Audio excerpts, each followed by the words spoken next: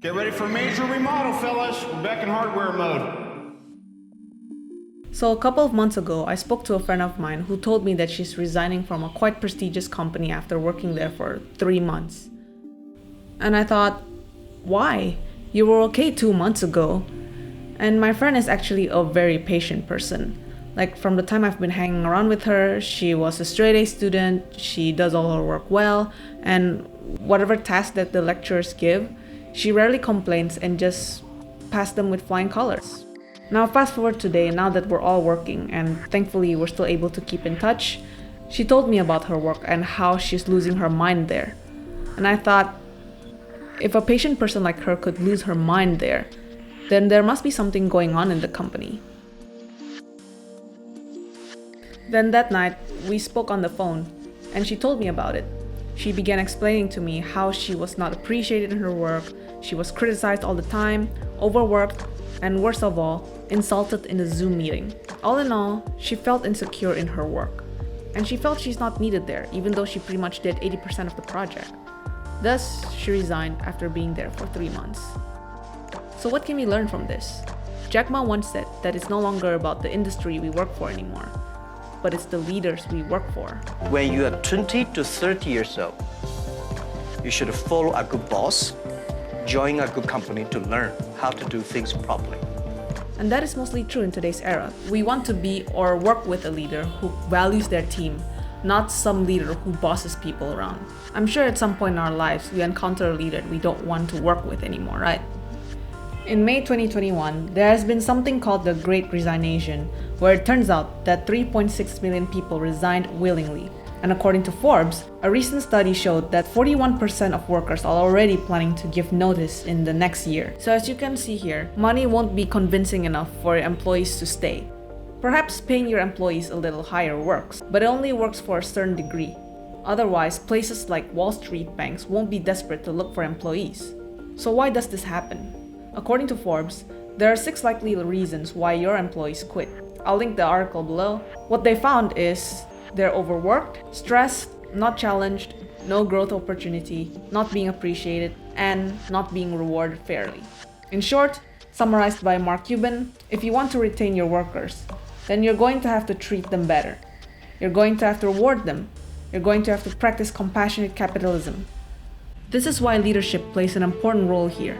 They're the guys who help motivate their workers and value people a lot, both their workers and customers. Therefore, in this video, I want to break down what makes one an authentic leader by having Kevin Feige as our example, the CEO of Marvel Studios and the man who assembled what we know now as the Marvel Cinematic Universe. At least from what I've seen in interviews, he has shown the quality of an authentic leader, and even though I have never worked with him, nor seen what it's like to work for him, you can tell from the outcomes from their employees and how grateful they really are to him. And I know that some of you might think that, of course, someone would be passionate and love working on something they love since they were kids, like the MCU, but that's not always the case. If it were, some of the cast from other movies would have responded differently. Really proud of them. Have you shot your final scenes yet, and are you happy with how things ended? Yes. She didn't say yes. You didn't say yes. Best season ever! Which is also why, first off, leaders must always remind everyone of the company's visions and what their mission is for their customers. The problem is, your workers are not usually on board with your vision. Most people view work as a way to have food on their tables and roofs above their heads. The only drive that keeps them working is through money, and that too isn't always a strong reason why someone would stay to work for you. If they found another opportunity who would pay them more than you and higher work position, they'd leave you in a heartbeat. And this is why a vision must be clear. If the vision isn't clear, people will care more about paying their rents instead. That is why it's the leader's job to implement that vision into the workplace so that they don't just think it's for the money. As Elon Musk once said, life can't be just about solving problems. And there need to be reasons to get up in the morning. You know, life can't just be about solving problems. Otherwise, what's the point? There's got to be things that people find inspiring and make life worth living. However, there are cases where leaders got sidetracked from their actual visions and distracted with money.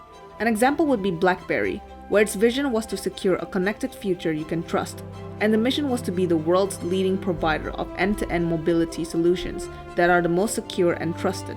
If you remember, back in 2007 to 2009, BlackBerry was a huge thing.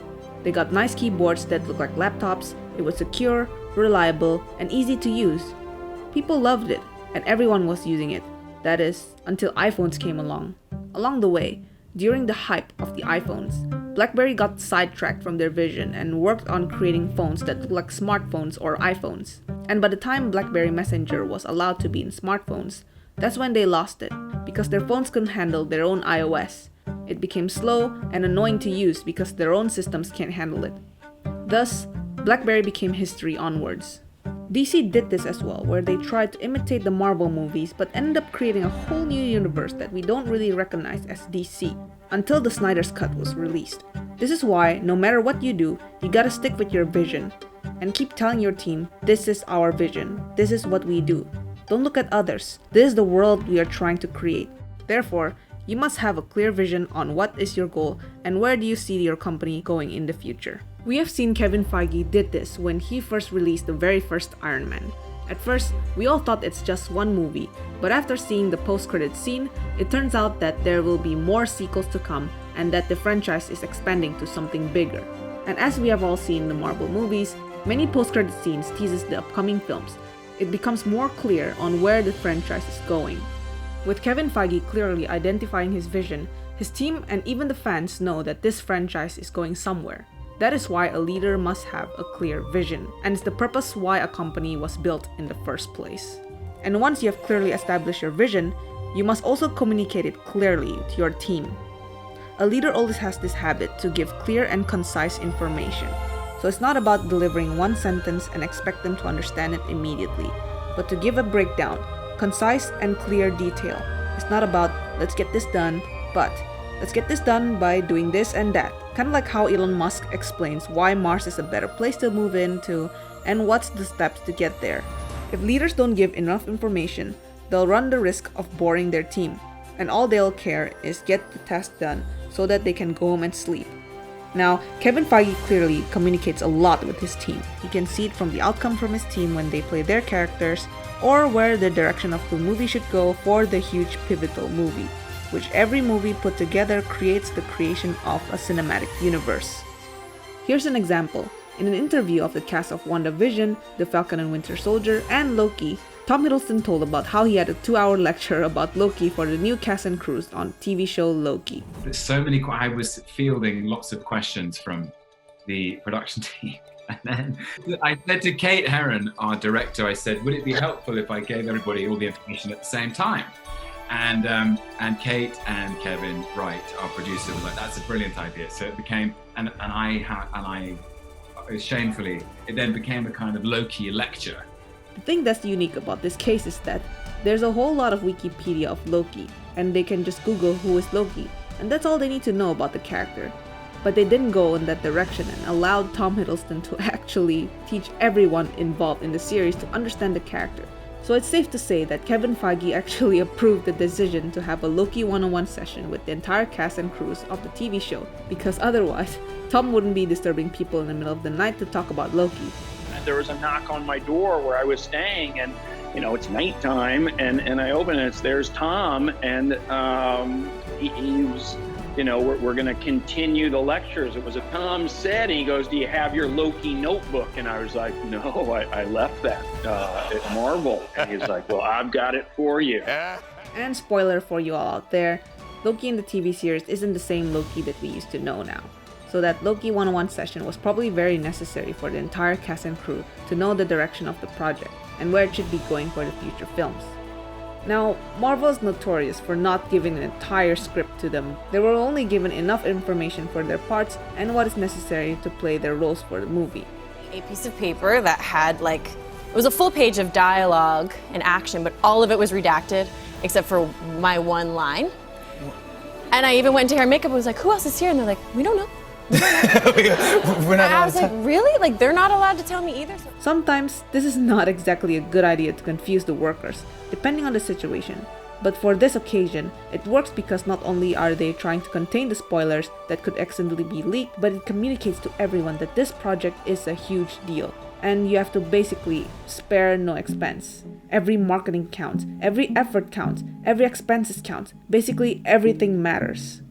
With that said, Kevin gave a very clear and effective communication in there. Everyone knew where the vision of the Marvel Cinematic Universe is going, the people working there are aligned with it, and the fans too can feel where all the movies are heading towards. So it didn't feel like here's the next movie and that's it, forget the previous ones, which most movie productions tend to go. But for MCU's case, they got at least 20 movies in the making and they're still going strong. We still have even more sequels waiting, which is why it's clear Kevin Feige communicated his vision very well on where the franchise is going since the very first Iron Man. So it's not just making movies based on comics, but creating a whole cinematic universe, a bigger world, something bigger than just movies. Now, imagine your leader said something like that. Won't you be excited to be able to create that world? You'd be pumped, right? You'd show up to work early the next day to start building that world. Steve Jobs said something similar to the public about the products his company made and how meaningful it is. What we're about isn't making boxes for people to get their jobs done, although we do that well. We do that better than almost anybody in some cases. But Apple's about something more than that. Apple, at the core, its core value is that we believe that people with passion can change the world for the better. This is why we see something special about the Apple products because of how much the leader communicates the meaning of Apple to everyone. And it looks like his team gets that as well because of how Steve Jobs was able to communicate his vision to everyone. Today, we can see how valuable Apple is. That is the power of leadership. With clear communications on your vision, you inspire others around you. Which leads to my next point. Empower others around you. Of course, you can't create that world you envision on your own. You need your team to get there. And to achieve the maximum effort from your team, the best way is to get your team to be motivated as well on your vision. When you empower people, you are also inspiring others to take the next leap of faith and take on bigger challenges ahead of them because you're allowing them to give in everything they've got into the table. Like saying, think big, go wild, be as free as possible. It's okay to make mistakes, but just get me the results I want. And in a way, you're also shaping the next leader in line as you allow them to make decisions on their own for their task. This method of giving creative decisions to the staffs allow them to be creative and be even more motivated in their jobs. Because in a way, it's like you were given a white canvas or a workshop of your own to play around with and draw whatever you want. And when you're given that freedom to be able to make your own decisions to finish your task, your leader entrusts you, you'd be as creative as possible and do every possible way to make the results the best. The best example I can think of is from Mr. Bernard Arnault, the CEO of LVMH, or what we know as the Louis Vuitton company. He stated that he gave creative freedom to his artists when they are creating their designs for the company. He didn't interfere on their creative decisions and just lets the artists run wild on their creations. Needless to say, this was the right decision that made him a billionaire. In Marvel's case, they did it by allowing improvs and go beyond the scripts, because there have been interviews where the Marvel cast said that they improvised certain aspects of their lines for their movies. When we were shooting Ragnarok, we had a young kid on set who was unwell at the time and had come to visit, and we were shooting the scene with Hulk and Thor in the arena. And it was right when I was talking to the Hulk and I was saying, "Oh my God, it's you, where have you been?" And And he was on the sideline, he's like, "Why don't you say, when you look up at Loki and the crowds, he's a friend from work." And then so that line... A kid gave you that line? A kid gave us that line, yeah. And so on and so forth for their improvisations along the way. To do this, the work environment must also promote creativity as much as possible, meaning your office must look like a friendly-looking place, bright, and encourage diverse discussions and openness for the team. In the passion economy that we're living in now, offices can no longer look cubicle like this. It's dull and demotivates people.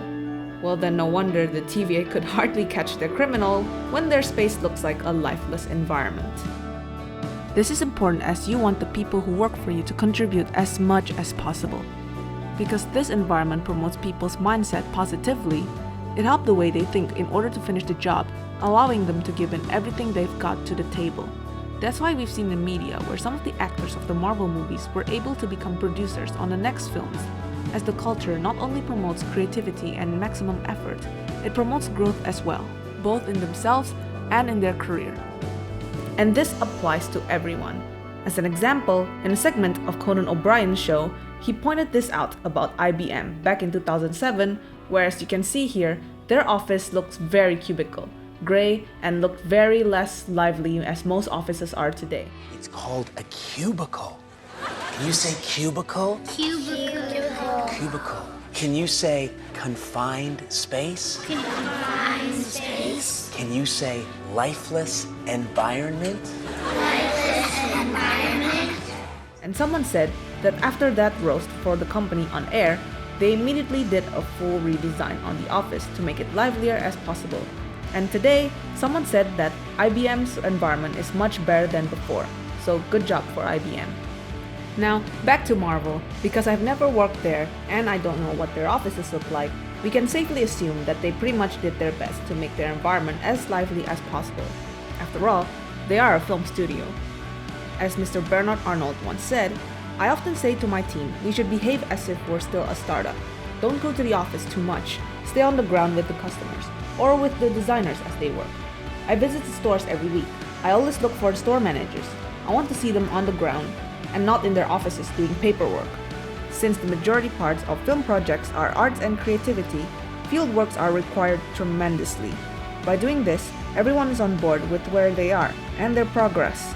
And thanks to this freedom to promote staff's creativity, oftentimes the team are obliged to give feedbacks among each other. It's why improvisations were done many times, as they were given that creative freedom for what they may think the work could have been a lot better. And Kevin promoted this culture a lot, as people are allowed to take matters in their own hands. And we can tell that the team would turn to each other and say, hey, your idea is great, so are XYZ. I think if we add this and that, it could have been better. What do you think? This also stands to reason that the culture encourages feedbacks and suggestions amongst each other. Especially younger people, we require feedbacks, like a lot. We need to know whether we are going to the right directions. Are we doing something good for the company? Are we making progress? And most importantly, are we growing our skills? Are we growing as a person as well? Feedbacks are important as it gives the other person to understand who they are in other people's point of view and give better solutions or decision makings for their works and to self-improve. Remember, feedbacks are a part of growth as well. That's why you always see restaurants or other retail or apps asking for feedbacks from their customers because they too want to know their performance. And that includes leaders as well. They go around asking their people, guys, what did you think? What did you think? Any suggestions? Now as for Marvel's case, since I don't know specifically how their culture works, however, I think it's safe to say that they do encourage feedback sessions and suggestion boxes, because there seem to be a mentor and mentee sessions where it highly encourages feedbacks and suggestions, hence giving advice to others. In some point in our lives, we all have or had a mentor, and were once or are a mentee. There's always that one person who helped you grow and make you feel like you are safe with them as you are doing your job. You know you can grow a lot and do your best there, and you can feel like you are taken under their wings to assist them and grow together. Or vice versa, you are probably a mentor to someone, and without looking behind the scenes, you can tell from the way they interact with one another during interviews. PR stunts or not, you can feel the atmosphere that they help each other with their characters, how to work in a Marvel universe and have fun with it. What's up? I just saw the movie. It's so good. Congratulations. Oh, thanks, man. Thank you so much. I'm actually doing press for it right now. Additionally, because everyone was being supportive to one another, there's a huge team building there. Kevin Feige truly values the relationship of everyone, and you can tell by the way all the cast were together, especially during Endgame. And that brings us to the final point. His leadership encourages a lot of relationship building with each other. One of the most notable things about the Marvel movies is that they always have post-credit scenes where they made us sit through the entire credits to check it out. That was a huge game changer in a world of cinemas and movies. But there's a reason behind all that. And at Marvel Studios, we've been putting a scene after the end credits in all of our films since the very beginning. The fans love it, it's a tease of something to come. But the real bonus is that the audience is going to sit there and look at all the names of the hundreds and thousands of people who work so hard to bring these movies to life. This shows that he values all his team who worked so hard on the film and make it happen. And you can feel amongst his cast whenever they worked on the films and during interviews. Their passion is there, and how excited they are every time they're doing these projects. Here's a kicker. We can feel when we are being valued or not. Remember my story about my friend who was underappreciated by her own leader? She knows that very much to the point she resigned. And that's why the relationship there needs fixing. And no matter how much money you offer to bring someone back to stay in their job, if the relationship is fractured, it's most likely you're not going to be able to get them back, lest you both talked about it and have a discussion, the way Bob Iger and Steve Jobs did with Pixar. The story was that back in the early 2000s, before Bob Iger was CEO, Disney and Steve Jobs were not in a good relationship. This was when Michael Eisner was the CEO of Disney before Bob Iger. Back then, Disney was in a huge trouble. Both CEOs, Michael and Steve, argued about their films. Then the argument escalated to the point Steve said that he's done with Disney. In fact, in the book Bob Iger wrote, Steve right out told the press that he didn't want to work with Disney any longer, with a quote saying, "After 10 months of trying to strike a deal, we're moving on. It's a shame Disney won't be participating in Pixar's future successes." Now, to be fair with Michael Eisner, he helped Disney get back up to its feet after Walt passed away. But after that, some things changed. We don't know why, but then there must be an internal thing going on there. Anyways, then in 2005, Bob Iger became the CEO of Disney. And at some point, he called Steve and talked it out, hoping that perhaps Steve would like the chance to associate with Disney once again. Long story short, Steve was back with Disney again. And that's why now you see Pixar's under Disney, and they have been producing a lot of great quality movies.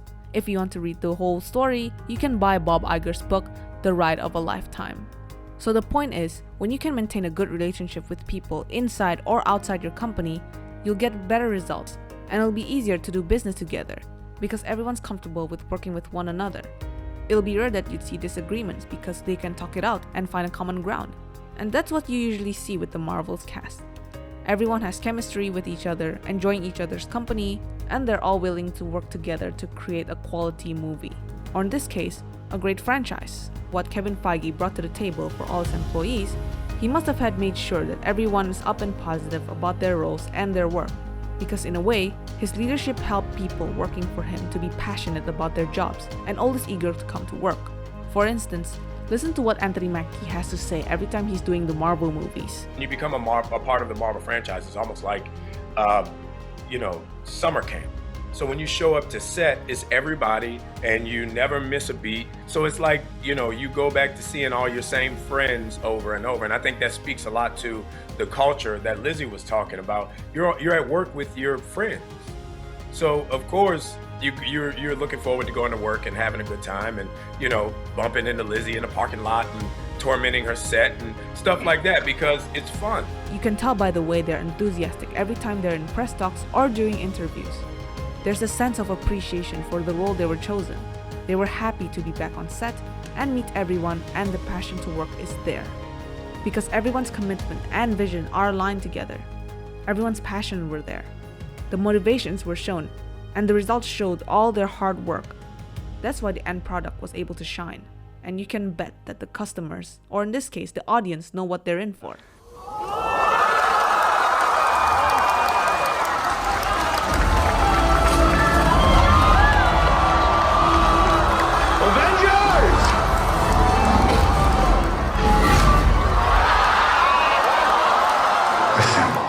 Because of how the final product was able to stand out, that too can inspire the audience or customers to work for you. I will tell you a quick story. In 2008, right down the street at the ArcLight, it was the opening night, the midnight show of Iron Man 1, and John and I and Robert Downey Jr. sort of surprised the audience with introducing it. And in that theater that night was a young film student named Ryan Coogler. And 10 years later, he gave us Black Panther. Remember, as Simon Sinek once said, the role of a leader is not to come up with all the great ideas. The role of a leader is to create an environment in which great ideas can happen. So to recap everything, first, have a clear vision. Second, communication must be clear. Third, empower others around you. Fourth, encourage feedbacks and suggestions amongst each other. Fifth, do a relationship building. If you can do these steps, there may be a likely chance that you can assemble your own team of Avengers, metaphorically speaking. And with a strong team, you'll all be able to accomplish your missions with the best possible results from here on and to the future.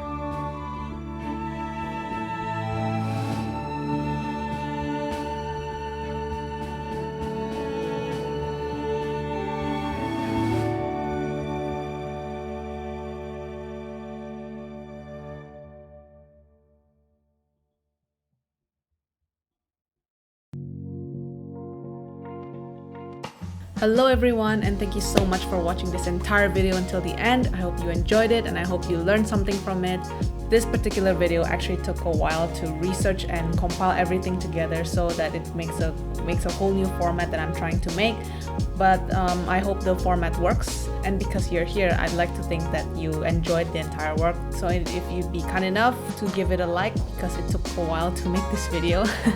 And let me know your thoughts, because this is about Marvel. I'd like to know your thoughts about Kevin Feige as well. I think he's quite an authentic leader, at least from what I see from his interviews and what other people have said about him.